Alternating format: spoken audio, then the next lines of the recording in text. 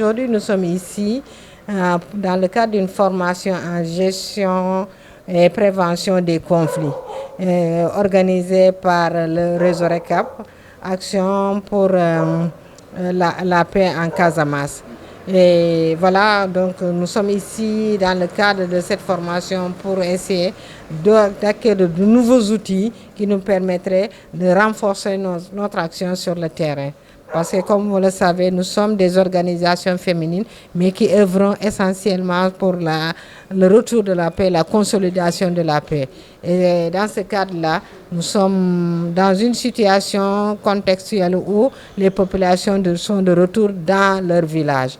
Et pour cela, il faut les accompagner dans la mise en place de cadres qui leur permettent de vivre ensemble et qui leur permettent aussi de gérer les ressources qu'elles ont ensemble.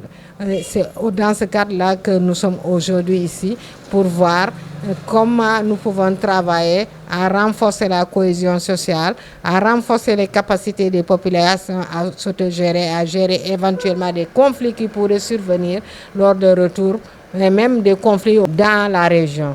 Voilà pourquoi nous sommes aujourd'hui ici. Nous voyons qu'aujourd'hui, effectivement, nous avons reçu beaucoup de formations en prévention et gestion de conflits.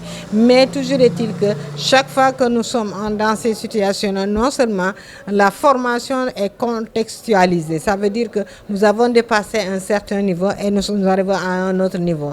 Et c'est pour cela que nous devons continuer à travailler pour que ces outils-là nous permettent de faire front à des situations qui sont peut-être nouvelles dans le cadre de notre action sur le terrain.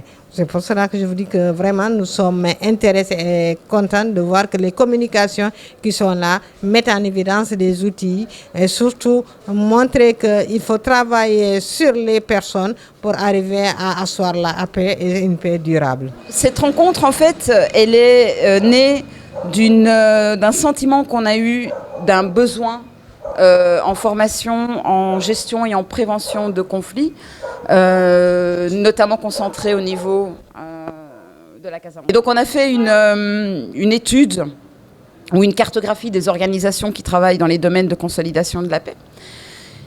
Et une des choses qu'on a demandé aux organisations en nous répondant, c'était justement d'identifier le type de formation dont ils avaient besoin et sur quel domaine. Et en fait, le domaine de la gestion pacifique des conflits est un domaine assez souvent dans les enquêtes. Aujourd'hui, on avait 13 organisations présentes. Ce sont des organisations locales qui travaillent dans les domaines de consolidation de la paix ou de pacification dans la région de Casamance, donc de Ziguinchor, Kolda, Sédhiou, Bignona. Aujourd'hui, on a surtout parlé de concepts comme le concept de qu'est-ce que le conflit ou qu'est-ce qui peut causer un conflit, les conflits intérieurs et autres. Dans les prochains jours, on va essayer de déterminer ensemble, parce qu'en fait, l'idée de ce type de formation, c'est pas justement une formation académique où on ne présente que la théorie et voilà.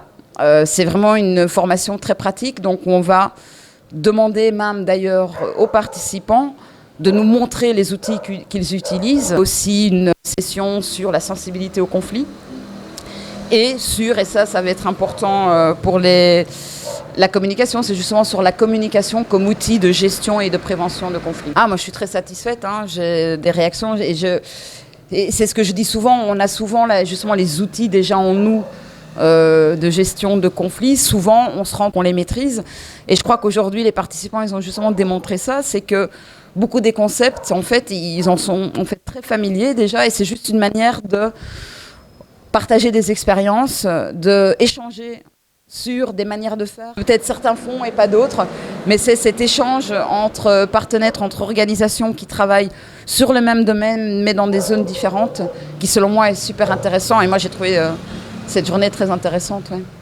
et très riche. Déjà là, on a la formation qui va se dérouler jusqu'à vendredi. Ensuite, on va dérouler ce même genre de formation, parce que c'est un projet en fait qui couvre 18 pays.